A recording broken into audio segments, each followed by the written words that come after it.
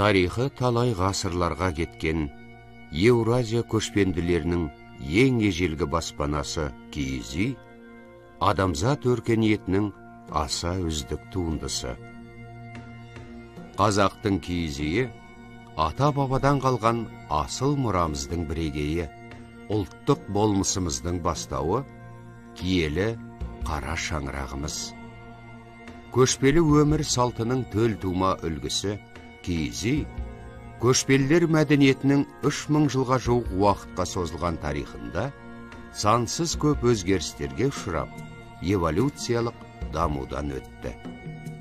Табиғат аясында көшпелі мал шаруашылығымен айналысқан бабаларымыз өздерін сол табиғаттың бір бөлшегі ретінде санаған.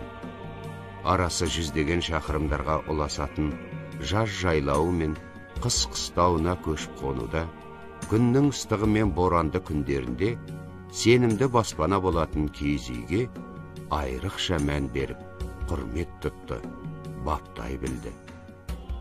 Ұлан даланың табиғатына үндесе, көшпелі халықтың тұрмысына бейімделе жасалған киіз үй қолдануға ыңғайлы, тасымалдауға жеңіл, тез құрылып, тез жиналады. Қазақтың киіз үйі құрылымдық жағынан осы уақытқа дейін көшпелі халықтардың бірде-біреуі асып түсе алмаған жылжымалы баспананың ең жетілдірілген түрі болып табылады, деді саяхатшы Руденко.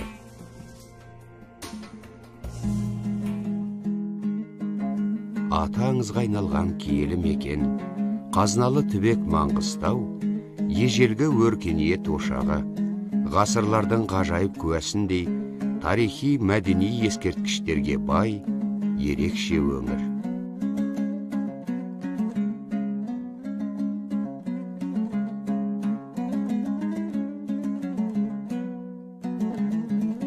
Осынау құттарған қасиетті өлкеде дәстүрлі халық өнері мен салт дәстүріне, ата-баба мұрасы мен ұлттық құндылықтарға деген шынайы көзқарас қалыптасқан.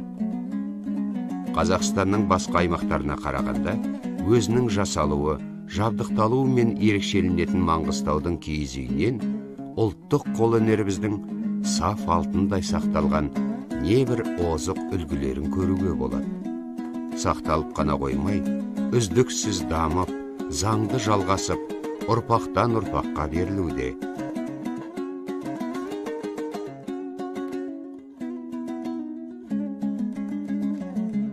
Шындығында да Маңғыстаудың киіз үйлері 19 ғасырда қандай сән салтанатымен тігілсе, бүгінгі 21 ғасырдың басында да сол қалпын сақтап қалған ерекше мұра.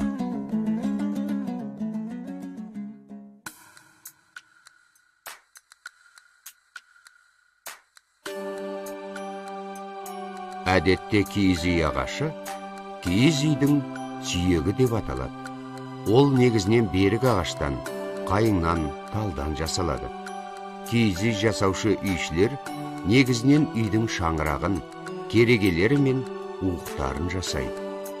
Үйді тігуге дайындау үшін шаңырақ тоғынына уықтар енетін көздер жасалып, уықтар қаламдалады және уық баулар тағылады. Сонан соң киіз үйдің ағаш есігі, сықырлауығы жасалады. Үйді тігер алдында шаңырақтың екі жағына екі желбау мен ортасына аспа бау тағылады. Керегелер басына таңғыштар ілінеді.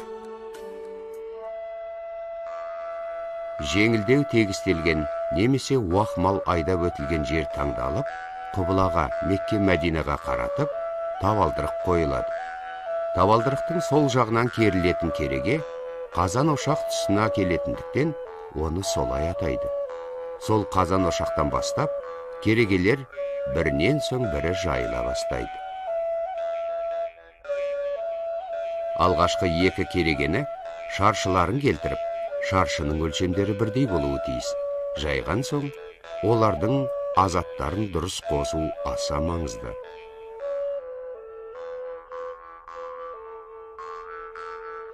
Азаттары дұрыс қосылған керегелер таңғыштар мен өте берік таңылады.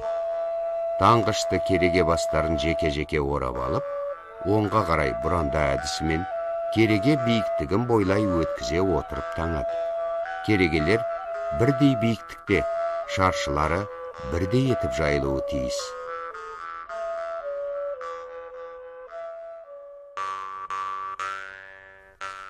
Таңғыш өте берік болу үшін, оны екі қабатталған жіптен сырғалақпен тоқиды.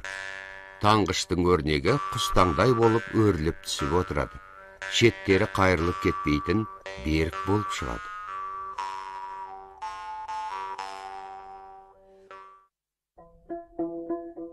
Дәстүрлі киіз үй 6 қанатты, яғни 6 керегелі болады. Кереге басы азатымен 17 не 18 бас болады.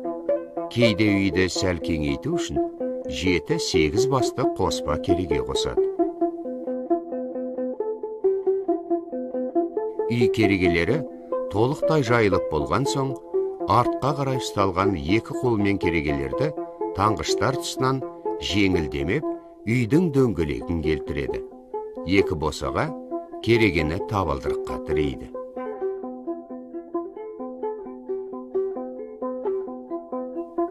Табалдырықтағы наваларға 2 босаға ағаш пен сықырлауықтар салынып, маңдайша жоғарыдан осы әдіспен кигізіледі.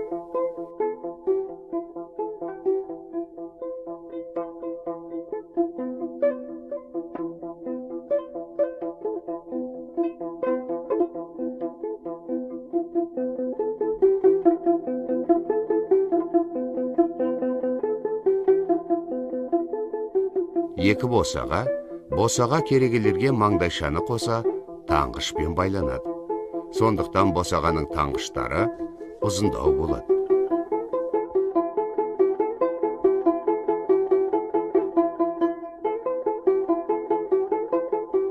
Енді ұзын берік құрмен үйдің басы керегені айналдыра сыртынан тартылады. Бұл құрда беріктік үшін ешкінің қылы қосылған жіппен сырғалақпен тоқылады. Құрдың 2 ұшы босағаның ішінен керегеге байланады. Мұны үйдің басын тартатын құр деп атайды.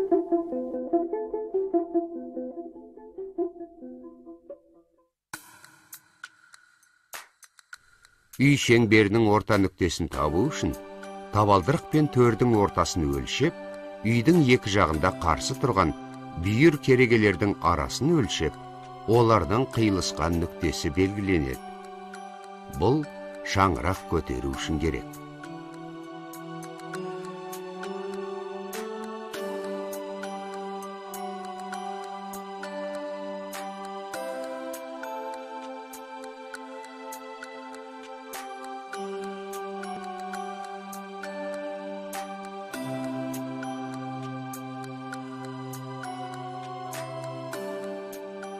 Шаңырақты көтеру үшін бақанның түбін белгіленген нүктеге тіреп ұстап, әрине шаңырақты ер адамдар көтереді. Үйдің оң жағынан берілген шаңырақты күлдіреуішінің ортасынан ашасымен іліп алып, жел баулармен, аспа баулармен демеп, ортаға келеді. Шаңырақ күлдіреуіші шабақтарының маңдай тұсын маңдайшаға сәйкес келетіндей етіп, дәлдеп қойылады. Шаңырақ көтеруге ат салушылар, олар 4-5 не 5-6 адам, бір-бір уықтан ұстап, үйді айнала әр кереге тұсына тұрады. Шаңырақты жайлап уықтармен демеп, бақанмен көтереді де, уықтар түбі кереге басына келгенде тоқтайды. Шаңырақ көтерілген соң, оған уықтар шаншылады да, кереге басына 10 сантиметрдей жерден айқастырылып, тіреп байланады.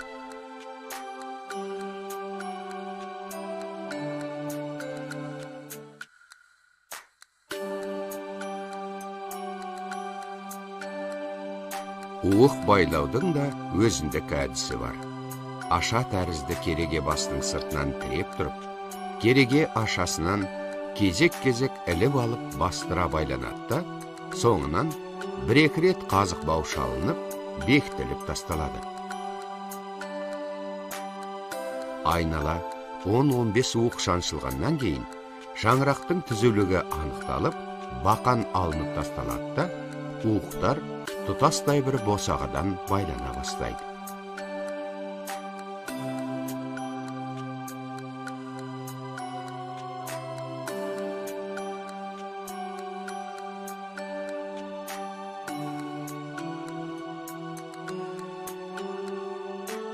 Уық баулар ақ, қара, немесе қызыл, жасыл жүндерден алалап есіледі. Ұзындығы 1 метрдей болады. Келесі кезең үйдің шашақтарын ілу және бау басқұрларын ұстау. Шашақтар иіріліп, ширатылған жіптерден дайындалады. Әр түрге бойылған жіптерден жеке-жеке күлтелер жасалады да, 2-ден 3-тен бір-біріне сабақтар арқылы қосақталып, әдемі түйіндермен түйіледі.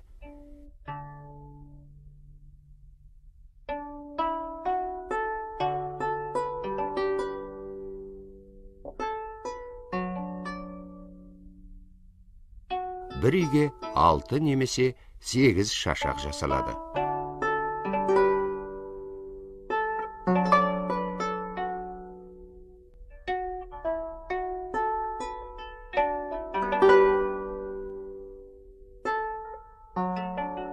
Ақ басқұр уықтың иінінен ұсталады. Ақ басқұрдың дәстүрлі ені 40-50 сантиметр, ұзындығы 17-18 метрдей болады. Ақ басқұр аты айтып тұрғандай үйдің басын тартып тұрады. Сондықтан оны мықтап тартып, ішкі босағадан байлайды.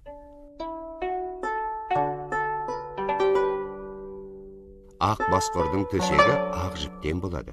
Шетіне 2 қатар қызыл жолақ жүргізіледі. Өрнектер боялған жүндерден түктеп салынады. Өрмекпен тоқылады. Өрнектер негізгі және аралық болып, 2-ге бөлінеді. Негізгі өрнектер 80 сантиметрге, кейде 1 метрге дейін барады. Ал аралық өрнек 20-30 сантиметр болады. Орта есеппен ақ басқұрда 12-ден негізгі тұтас өрнек болады екен.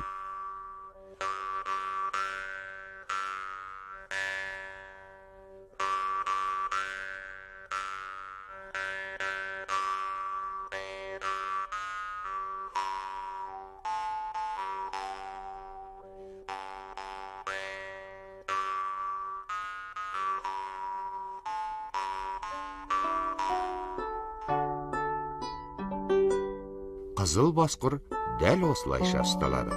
Қызыл басқұрдың 2 шеттігі бөлек тоқылса, оның ені 60-70 сантиметрге дейін барады. Ол уық бау мен шидің арасын тұтастай жауып тұрады.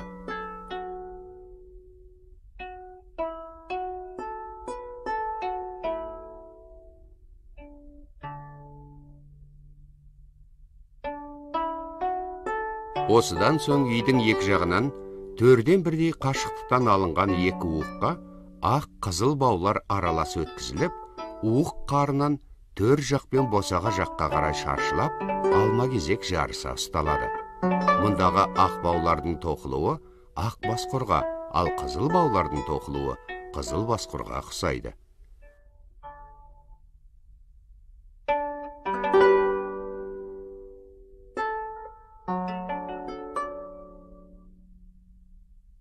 Бау, басқұрлар, алаша, құрлар тоқу станогы өрмекпен тоқылады. Бір бау тоқу үшін қойдың 5-6 келі жабағы жүнін жуып, түтіп, шүйкелеп ұршықпен иіреді. Иірілген жіпті 2 тіндеп, бояу үшін келептеп алады. Бояу түрлері химиялық және табиғи болып бөлінеді. Бояуға орташа қазан пайдаланылады. Қайнап жатқан бояуға келептелген жіп пен жүнді салып қайнатады. Сонда жіп пен жүн бояуды қауып, әдемі рең алады.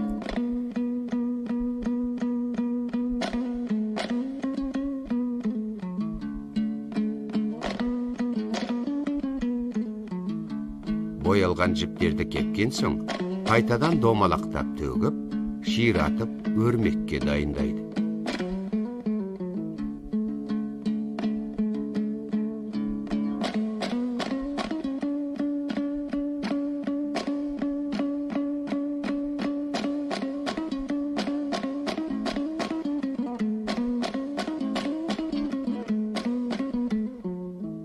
Бояуға балалар да асықтарын бояп алады.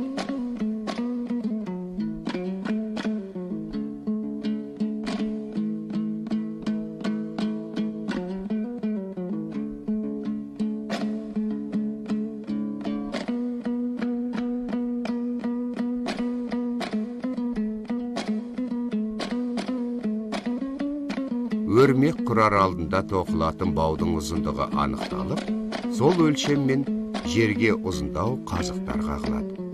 Жүгіруге ыңғайлы болу үшін қазықты жерге 3 бұрыш жасап қағады. Дәстүрлі ұзындық 12 құлаш, яғни 18 метрдей болады. Екі қазықтың дәл ортасына орналасқан күзу байлаушы бірінің артына бірі арасы 10 сантиметрдей етіп, қатар қағылған екі қазықтың біреуіне өз жағынан жіңішке шидің талын қосады. Жүгірілген өрмек жіптерін осы екі қазықтың екі жағына кезек-кезек сала отырып, шидің талынан оңға қарай шалып алу арқылы өрмектің алмасып түсетін екі бетіндегі жіптерді тоқу станогына тіркейді.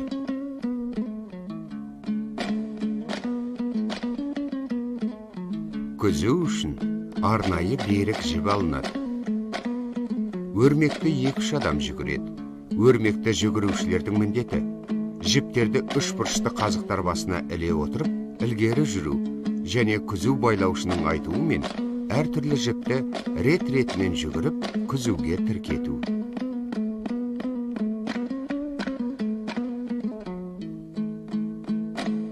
Киіз үйдің баулары ұсталып болған соң, босағадан бастап шым ораулы шилері ұсталады.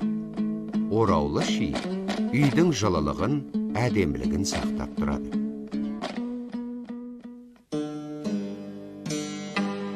Маңғыстау жерінде ши ораудың ерекше мектебі қалыптасқан. Ши құмдау жерде өседі.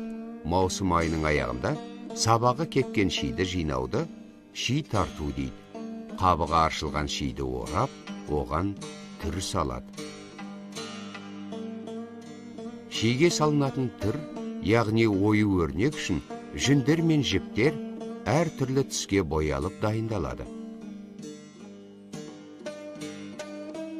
Шидің әрбір талын бояулы жүндер мен жеке-жеке орау арқылы өрнек салынады.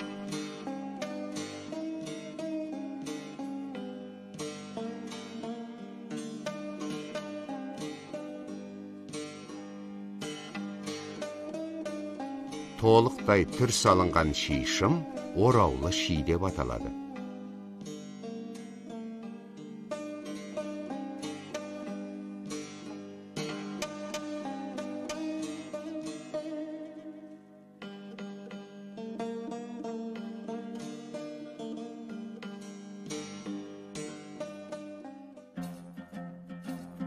Киіз басу үшін қойдың сабалған жүнін шиге салып, домалатып тартады.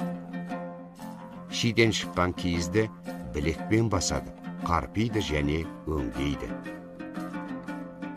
Киіз үйге арнап басылатын киіздердің өте жоғары сапада дайындалуына ерекше мән беріледі. Мұнда киіздің тығыздығы, жеңілдігі, жаңбыр суына, күннің көзі мен желге төзімділігі, тегістігі, тағы басқа ерекшеліктері басты назарда ұсталады.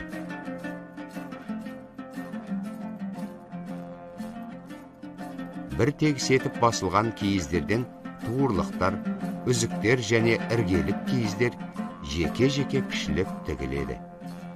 Киіздерге, әсіресе өте үлкен киіз үзікке бірнеше киіз керек болады. Оларды лайықтап пішіп алған соң, біріне бірін құрап тігеді де жиектейді.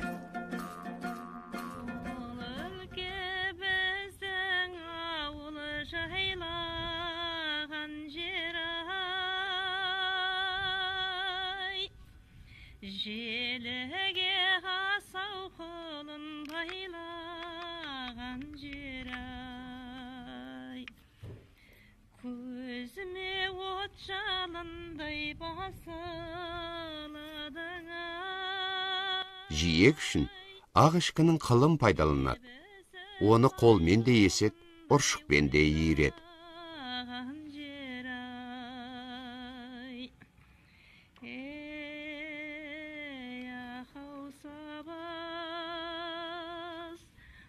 Шырған ұясынан балапан қаза.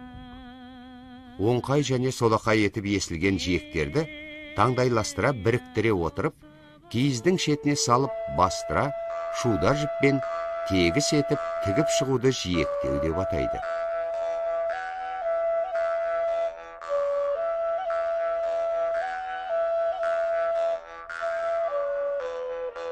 Жиектеудің маңыздылығы сонда.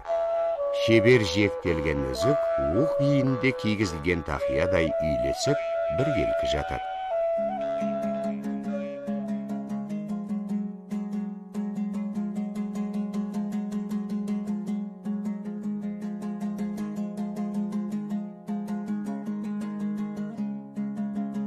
Киіз үйдің ең бірінші жабылатын киізі туырлығы. Оның саны 5 болады.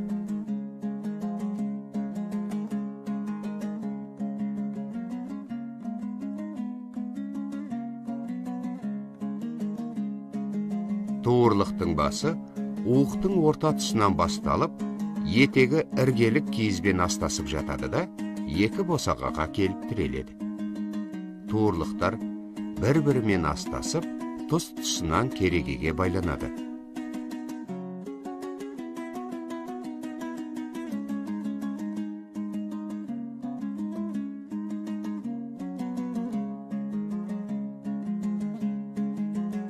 Келесі жабылатын киіз есік. Ол оралып, тоқылған шидің сыртын ақ қара киізбен сырып тіккен жинамалы есік. Оның екі тастама бауы шаңғырақ қарының ішінен алынып, киіз есік үйге шақтап түсірілгеннен кейін босағаларға айқастырылып байланады.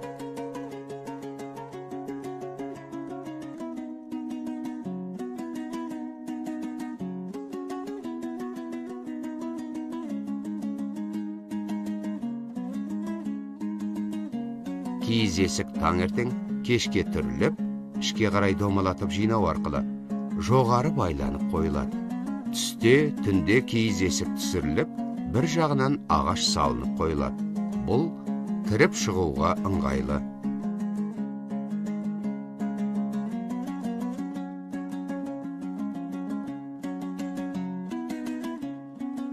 Туырлықтар ұсталып болған соң, киіз үйдің белдеу арқаны ұсталады.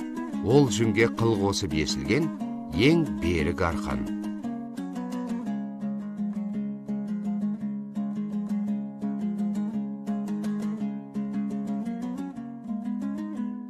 Белдеу арқанның есілген үш тінін жеке-жеке кереге көздерінен өткізіп ширатады.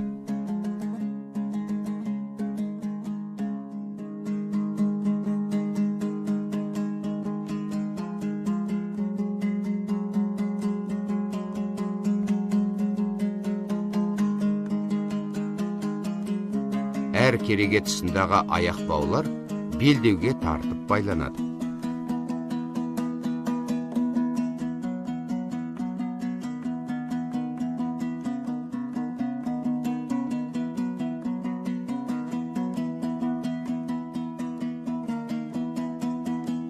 Киіздерді үйге жабудың, немесе жинаудың, бүктеудің өз заңдылықтары бар.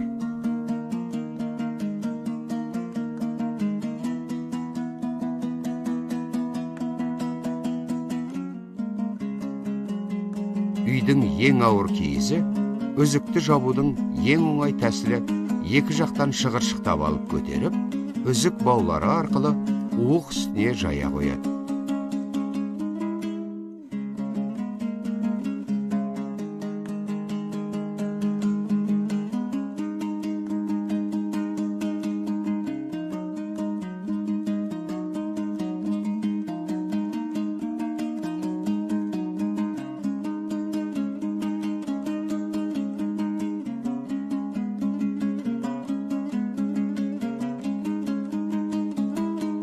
Үзікке екі жағынан 4-4-тен 8 бауға далады. Олар не есілет, не сырылып жасалады. Кейде тоқылған құрлар да пайдаланылады. Алдыңғы үзік бірінші салынады. Артқы үзік баулары киіз үйдің сыртынан маңдай жағынан шаршылай айқастырылып ұсталады. Үзік баулары белдеу арқанға байланады.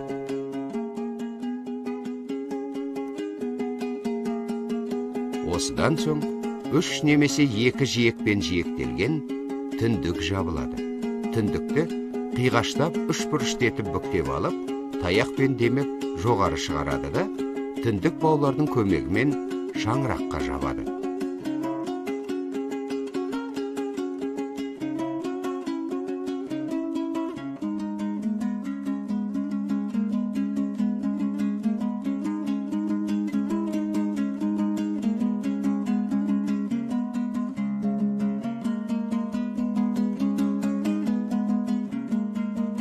Есілген түндік баулар да белдеу арқанға байланады. Іргелік киіздер ең соңынан ұсталады. Олар да белдеуге байланып, бір-бірімен астасып жатуға тиіс.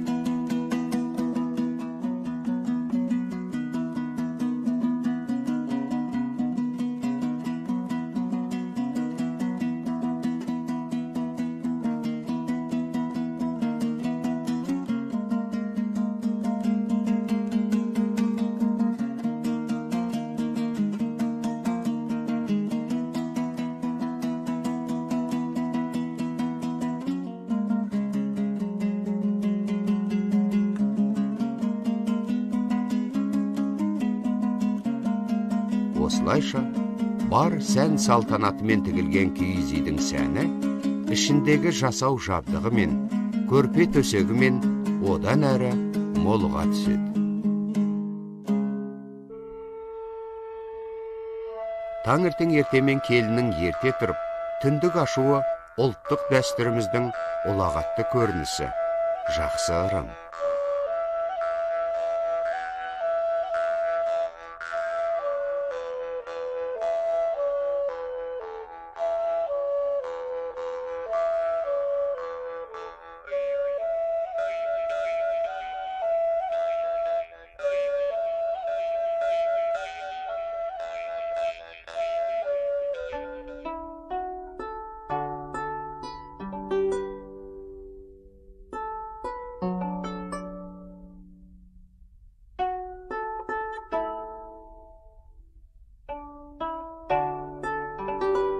Ал сәукеле киіп, жарасымды ұлттық киіммен малынған жаңа түскен жас келіннің бетін ашу, қолтығынан сүйеп отауға кіргізу, отқа табындырып, орамал салу, қадамына құтты болсын айтып, шашу.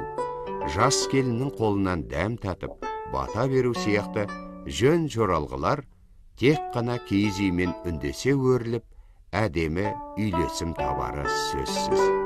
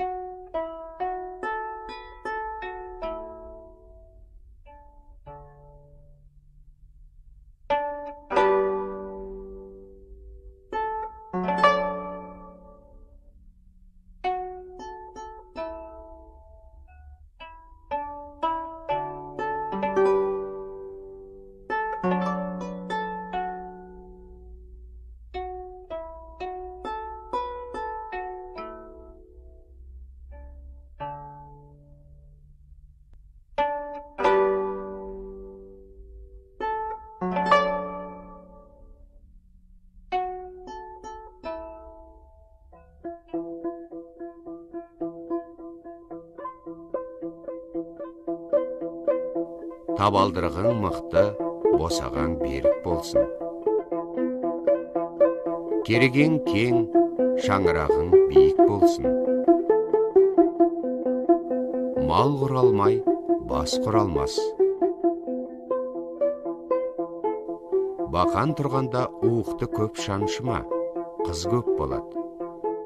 Белдеу арқанды төмен ұста, жоғары ұстасаң, келін өрі болады.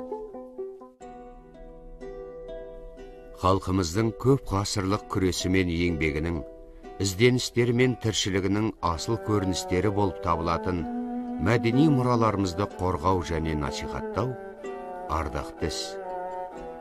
Сол ардақты істің бірі әлемдік құндылықтар қатарына қосылған ерекше мұра, қазақтың киіз үйі туралы фильмді дайындаған Маңғыстау облыстық тарихи өлкетану мұражайы қызметкерлерінің негізгі мақсаты ғасырлар бойы қатал табиғатпен біте қайнасып, көшіп қонып жүрген Маңғыстау қазақтары қолөнерінің 9 жолдың торабынан тыс жатқан түбекке тән ерекшеліктерінен қысқаша мәлімет беру, халқымыздың күні бүгінге дейін қаймағы бұзылмаған өнерін, ұлттық мұраларымызды дәріптеуге шақыру.